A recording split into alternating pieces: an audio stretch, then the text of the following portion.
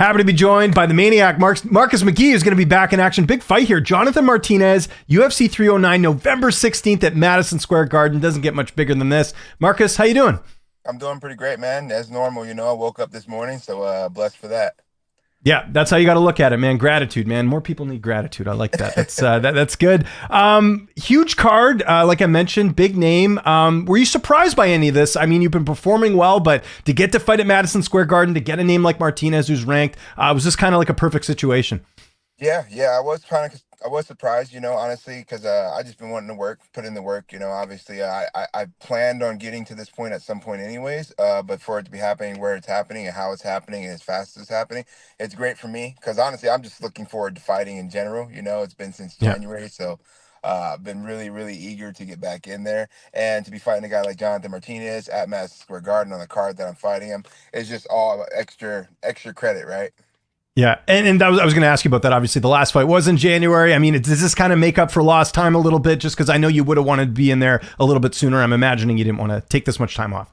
Yeah, yes, and it does make up for lost time because it's like again, a lot of the things that come along with it are awesome. So, it is nice making up for that lost time, and like I'm still making progress. So, I've been pretty happy and thankful, and I've been pretty grateful anyways for everything. So, I haven't been too frustrated about it, but it is pretty cool how it's all playing out.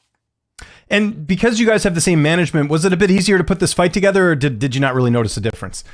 I didn't really notice too much of a difference, but I think it just because of how things happened, how Eamon ended up pulling out, and how I didn't have a fight lined up, and then this one came about, and because our manager can communicate with us easier, there's more. We were more certain. Both of us were more certain that we were going to take the fight. So I think that played a little bit easier on it. But other than that, everything else is pretty much the same.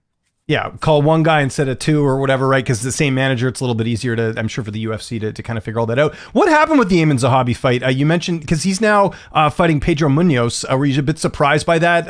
I don't know if there was like any issues putting the fight together, because I think that was going to be in Edmonton, right? If I'm not mistaken. What did you get any insight as to why the Eamon Zahabi fight didn't happen? I didn't get any insight, and honestly, I didn't ask any questions either. I was just kind of like, Yeah. okay, well, I guess, I guess we're not fighting. But more kudos to him. He's fighting Pedro Munoz. Hopefully, that fight goes well, and we'll line up eventually. But yeah, I didn't hear what happened with the whole situation. I know that we're lined up to fight for that September 7th card, and I think it was going to be an Apex card again. So it's kind of cool that we're fighting in New York instead of the Apex now. So that's great. But Yeah. yeah, didn't get any word on what happened with that whole situation.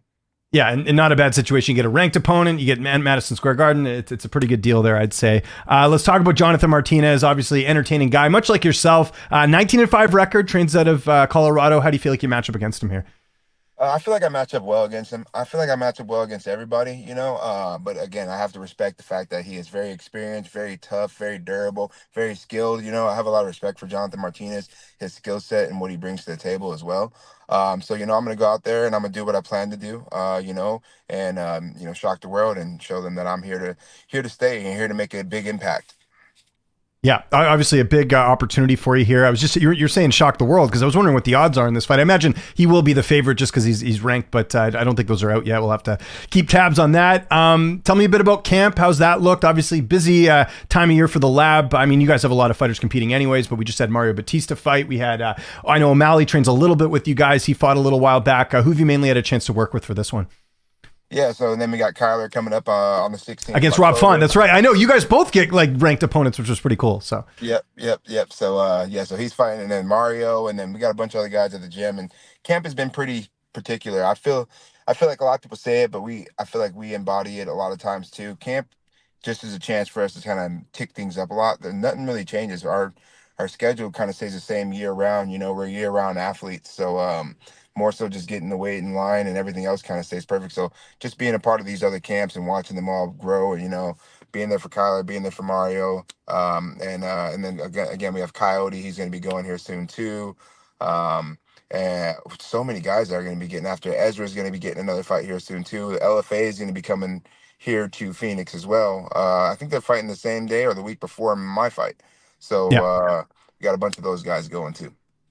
I wanted to mention quickly Mario getting the win. I know there was a lot of blowback or whatever. But at the end of the day, he got the win. Like, it's not like he cheated or anything. Like, he got the victory. Like, how big was that for your gym? Just because, again, like, not many people can say they beat Jose Aldo, right? Yeah, honestly, it's big for. I was so happy for him. It's crazy for people to treat him like that. That's like they forgot about the last 6 fights that he looked fantastic in. That he had absolute great, fantastic performances. And then you go out against a guy like Jose Aldo, one of the greatest of all time, inducted into the Hall of Fame, and you have whatever you guys feel about the performance. He won that fight, hands down.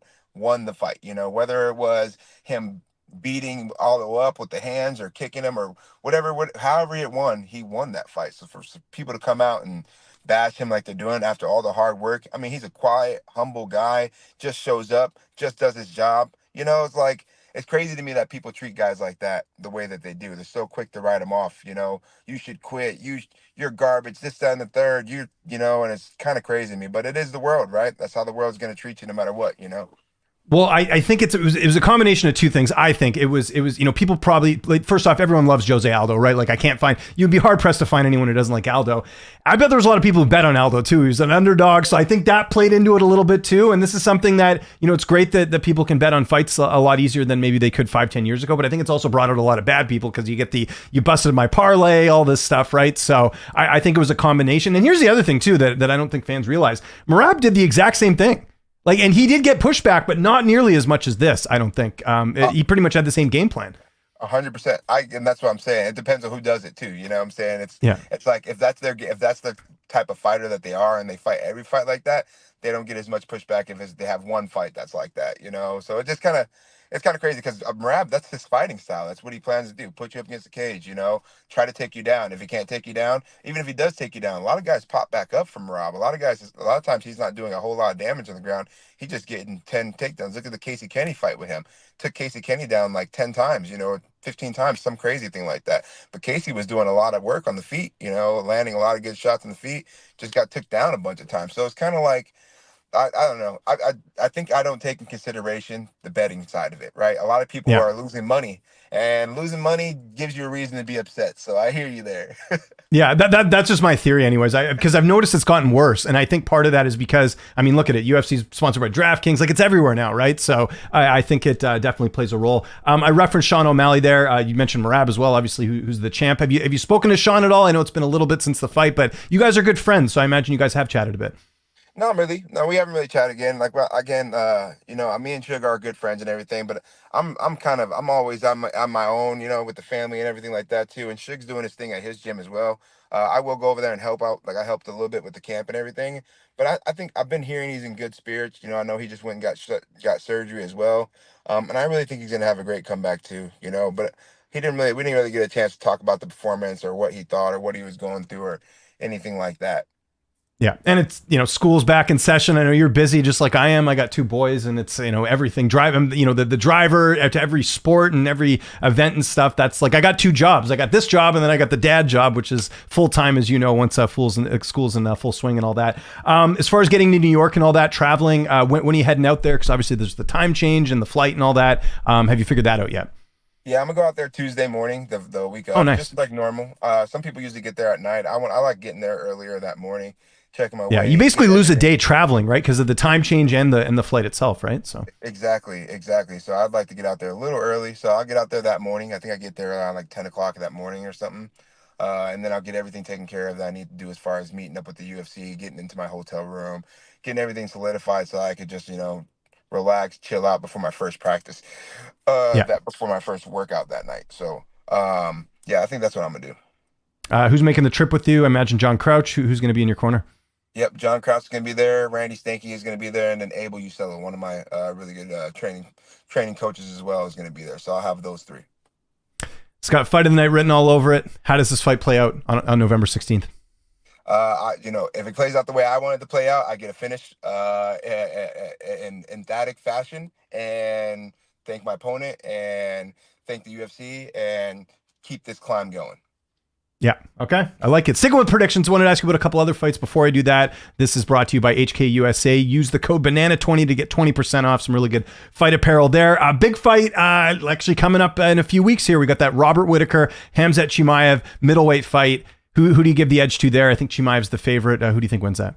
Yeah, I just feel like Rob is a different type of dog, and I know that Chimaya is super tough and all those things, but I feel like Rob is that type of guy for a guy like Chimaya. You know what I'm saying? Yeah. Chimaya is very tough, very durable, has a lot of and very explosive. You know, but Rob is all those things too, and he really does a good job of mitigating and minimizing guys who do that really well. So I definitely think Robert Whitaker is going to get that done.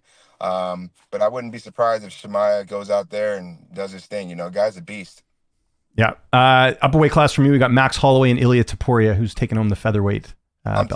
I'm taking Max Holloway. I honestly I'm not doubt. It's not that I have doubts in Ilya Taporia or that I don't like him or anything like that. I think he's great. I think he's everything that everyone's saying he is. But man, Max is too, and Max has proven it. And I think Max is going to get his belt back. Michael Chandler, Charles Oliveira, who's taking the rematch. I think Charles Oliveira. I think he could solve that problem. I think it's gonna be Charles Oliveira.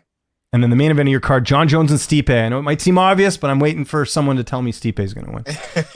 It's not gonna be me. I think John Jones is gonna get Stipe. I think even though both of them have not been crazy active, the more active person has been John Jones. I think that's gonna play a more part into it. And I think that he's more athletic. I think he's a little younger. I think that he's gonna come out there and he's gonna want to solidify his legacy. I think a lot of that plays a big part. And then when you look at matchups too, I think there's a lot of things that stylistically I think Stipe would need to be better than him in the grappling department, and I don't see that happening. I think that in the stand up, Stipe is gonna have his best chance. I think that once they start clinching up, I think that John Jones is gonna get him to the ground, get that top position, and do what he does. And last one, a guy who used to be in your weight class, Aljamain Sterling is fighting Movsar Ivoyev. Who wins that featherweight fight? I think Aljamain's going to get it. I think Aljamain can. I think he's faster. I think he's strong enough to deal with. And then going back to what the other guy's biggest aspect is wrestling. I don't think he's going to be able to wrestle Aljamain like he wrestles other guys. I think he's going to lose a lot of energy in that manner. I think he's cutting more weight than Aljamain, so Aljamain's going to have that gas tank to be able to do that for as many rounds as that fight goes. So I definitely have to go Aljamain. I think people take him for granted. He has good striking. He has a lot of good things about him. He did get KO by or the TKO by Sugar, but I mean, I have never doubted that man. He's a great fighter and knows how to make adjustments and knows how to win. Big fight I mentioned here with Martinez. You got a couple more fights on your deal, or what's sort of the latest on your contract? Yeah, so this is still a brand new contract too. So I didn't got a chance to fight in the contract yet. So I've been looking. Oh, cool. So this is part of right. Because so you're supposed to fight Amon, and then so that was part of a new deal then, right? Yeah, that would have been my first. Oh, cool. Deal. Okay, yeah, nice. That's got to feel good, right? Like kind of new contract and everything. I know you knew about it for a while, but now you actually get to take part in it, right? Which I'm sure is great. So yeah. So it'd be nice to actually cash in on that. So looking forward to that for sure. But yeah. So I'm excited about that and excited to keep going, and just see where this whole journey is leading, and try to embrace it all because it's sometimes it's lost in lineage, but time continues no matter what, and we're all just moving one way. So I'm just blessed to be able to do it. What's it like being in the gym? Like I can't think of another division. Maybe there's one that I'm not thinking of right now, but like if you get this win, you'll be ranked. You'd have to. Martinez is ranked, so I'd assume you get that. Kyler goes in there and beats Rob Font. I think Kyler's already ranked anyways. Like you have all these bantamweights. You guys all train together. Like I'm sure that's something you guys talk about. But how cool is that like you guys are kind of taking up the rankings potentially, especially if you get a win here. Yeah, it's pretty crazy, and we always joke about it. We always talk about everything. We'll make jokes. Me and Kyler joke about fighting each other all the time, but we're best friends, and who knows what the future holds, you know what I'm saying? It's not something that any of us really want to do or hope that it plays out that way. But we all rooting for each other day in and day out, you know what I'm saying? And there's it's just great. It's all camaraderie. We're going to be there for each other throughout this whole journey. And it's pretty cool for us to be able to do what we're doing, and if we can, it would just be fantastic to bring that home, to put on for AZ, put on for the MMA lab, and just keep on building the base, and not even just for us, for the next generation coming up. There's a lot of guys that are coming up behind us that will grow from seeing this and see that, hey, this is possible, that you guys can build each other and keep building each other and keep building each other, and all of you guys can get up to that upper echelon level. But it's going to take that. It takes a village. What did you think of Merab's win over O'Malley? Like, I think, again, it was a very good game plan. It, obviously, I think most people felt like Merab did win the fight. I know there's some people making a case for Sean, but just your overall impressions of how the fight played out. He came and did what needed to do. I really think he did. He kept distance on the feet. He landed a couple shots, got to the takedown, held position. Or he did what he needed to do. I did think that he won the fight, and I could see where Suge's talking about certain different aspects of how you're judging it. That goes back down to how the judges judge a fight, though. Hmm. And I'm not a judge, so it doesn't. For me, it's like I don't get to do that. But hats off to him. I gotta give the hats off to him. He came, he fought his fight, he got that belt, and he won the fight. Do I think it's going to play out that not 10 times out of 10? I don't think or 9 times out of 10, I don't think it plays out that way. I think Sugar makes adjustments and gets him out of there. But again, hats off to him. He had a great performance. He put his whole heart out there into it, and he came up with the win. It looks like Merab and Umar are going to fight next. Umar obviously coming off that really good win over Corey Sandhagen. How does that fight play out? Because that's a really interesting chess match between the two. Yeah, I think Umar gets that one. I think he's going to be able to nullify what my God, Merab Merab. does very well. First of all, Merab doesn't really hold guys down that much. Very seldomly does he hold guys down. Even most guys pop back up. Umar's going to pop back up, and then it's going to be okay. Well, who can make the adjustment striking? Honestly, people sleep on Umar's striking. Umar has really good striking, very good timing, very good distance. He's strong. He's powerful. Like he has a lot of good attributes, and I think that that's where the fight's going to be won. I think that he's gonna and I think he could utilize his wrestling on Merab if he really wants to, too, as well. He can still wrestle Merab. He can go into those transitions with Merab, and he has a good gas tank as well. So I'm not doubting Merab, but I think that everyone's got their kryptonite, right? And I think that Umar might just be that kryptonite for a guy like Merab. Marcus, was awesome. Thanks again. Appreciate you doing it in the car too. Good lighting and it's quiet. So you're a veteran at this and I appreciate it. If there's anyone you want to thank before we get out of here, any sponsors, any social media you want to mention, I'll give you the last word. Absolutely. Just thank all my partners and training partners and coaches over at the MMA Lab. I want to thank Riz Farmer for killing the game too. They've been helping me a lot moving forward in this career as well because it's always tough. I want to thank my family obviously, and then Core Chiropractic out here. They've been helping me out a lot as well. Eminent Wellness with the hyperbolic chamber and all their wellness equipment, just taking care of me. So those are the people I'd like to thank. Perfect.